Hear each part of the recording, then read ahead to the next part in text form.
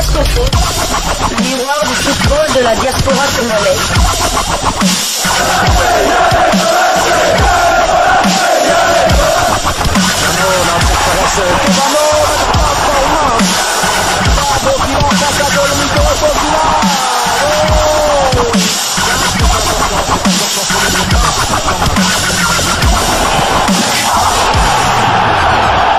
Diasco Foot, le miroir du football de la diaspora congolaise. Vous êtes sur Diasco Foot, le miroir du football de la diaspora congolaise. Diasco Foot vous dit bonjour, tout le plaisir est pour nous de vous retrouver, mais surtout de savoir que vous êtes nombreux en train de suivre votre chaîne YouTube dédiée uniquement aux footballeurs de la diaspora congolaise. C'est l'heure de partager avec vous quelques informations que nous avons pu récolter pour vous dans le cadre de cette chaîne YouTube Diasco Foot, parce que nous sommes le miroir du football de la diaspora congolaise. L'actualité est très abondante concernant en tout cas certains de nos internationaux ou des binationaux qui pourraient demain, pourquoi pas, être convoqués par Sébastien Desabre pour renforcer la tanière des léopards de la RDC. Alors pour le numéro d'aujourd'hui, nous allons le débuter par l'Europa League, la compétition européenne inter-club où Nantes, dans la douleur, a quand même su battre le club grec de l'Olympiakos malgré un but contre son camp de l'international congolais Samuel Mutusami. Le football club de Nantes lance bien sa campagne européenne à domicile devant les Grecs d'Olympiakos. L'international congolais Samuel Mutusami et ses coéquipiers ont dans les derniers instants du match arraché la victoire devant le club grec sur le score de 2-1 hier jeudi 8 septembre 2022 au stade de la Beaujoire en match comptant pour la première journée du groupe G de la Ligue Europa. Au cours de cette partie, le milieu congolais a sans le vouloir trompé son propre gardien pour l'égalisation. Titulaire à nouveau pour cette première des Canaries en Ligue Europa, Samuel Mutusami n'a pas du tout vécu une rencontre tranquille. Nantes ouvre le score après la première demi-heure de jeu par Ludovic Blas. En début de seconde période, c'est Samuel Mutusami qui marque contre son camp, redonnant ainsi espoir aux Grecs de l'Olympiakos. Le Léopard va ensuite quitter ses coéquipiers, cédant sa place à Moussa Sissoko 19 minutes après sa bourde, et va célébrer depuis le banc de touche le but de la victoire marqué dans les ultimes minutes du match par Evan Guessant. Dans l'autre rencontre du même groupe, le club allemand de Fribourg a battu Karabag à domicile sur le score de 2-1. Grâce à leur succès, Nantes et Fribourg partagent donc la tête du groupe G de la Ligue Europa avec 3 points. Et pour la deuxième journée, Samuel Mutusami et ses coéquipiers vont se déplacer sur la pelouse de Karabag FC. Le match est prévu pour le jeudi 15 septembre prochain sur le coup de 17h45 heure de Kinshasa. En espérant que Samuel Mutusami et son équipe dirigée par Antoine Camboire restent sur cette dynamique afin d'engranger encore d'autres points, pourquoi pas le maximum, et bien se positionner pour la suite, espérer se qualifier et continuer ainsi dans cette compétition. Je crois que Nantes est quand même bien parti et je crois que les choses sont en tout cas iront en tout cas pour le mieux. Déjà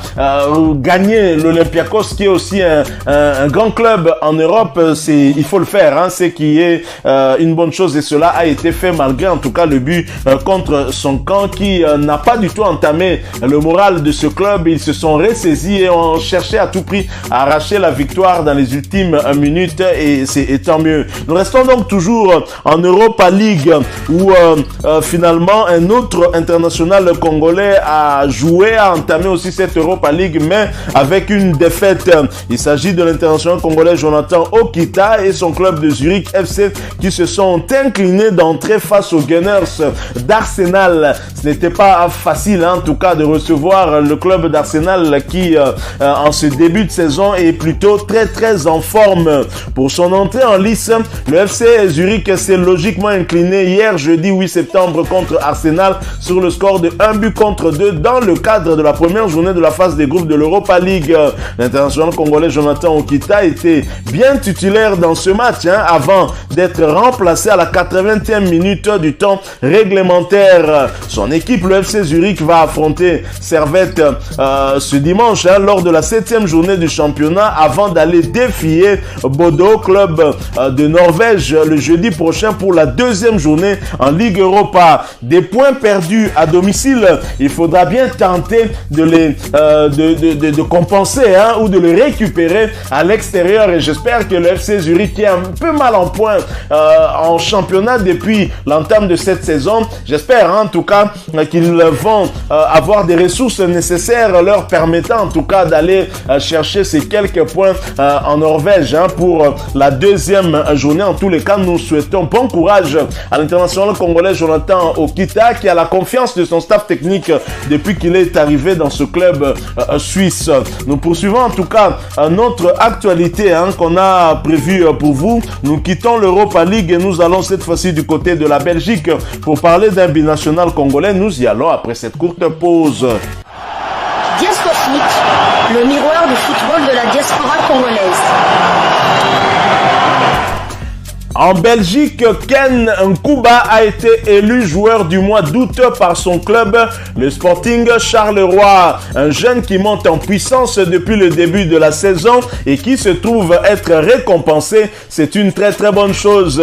Un binational congolais qui a surveillé, en tout cas j'espère, que le staff technique de Léopard de la République démocratique du Congo va en tout cas jeter un œil, et le bon, sur ce joueur qui est en train de monter en puissance du côté de la Jupiler Pro League, championnat belge de première division, et nous le félicitons en tout cas pour cette distinction lui donnée par son club, le Sporting Charleroi. Nous quittons la Belgique, nous allons du côté de l'Italie où se jouait le trophée Nereo Rocco et la KFA au summum. Le Katumbi Football Club Academy a marqué les esprits en Italie lors de la 36e édition du Mondialito, tournoi de football de moins de 18 ans. L'Académie du tout-puissant Mazembe a remporté pour la première fois de sa jeune histoire le trophée Nereo Rocco. Les hommes du technicien franco-congolais se sont offerts respect et ont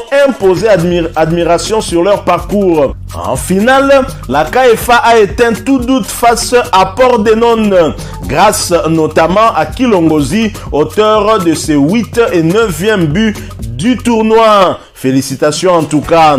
2-1, la KFA se hisse au sommet. Il a fallu attendre 25 années pour voir un club africain remporter le tournoi international Mondialito. Le dernier club du continent noir à avoir réalisé pareil exploit, c'est bien Goldfields d'Accra du Ghana. Félicitations donc à cette académie du tout-puissant Mazembe Anglebert qui très clairement en tout cas se met sur le bon chemin, et ces jeunes joueurs qui viennent renforcer l'effectif du tout-puissant en Mazembe se défendent plutôt bien. C'est un exemple à suivre. Nous allons donc boucler ces quelques informations que nous avons pu récolter pour vous en parlant cette fois-ci Léopard, mais Léopard U23. Nous en parlons après cette courte pause. Diasco Foot, le miroir du football de la diaspora congolaise.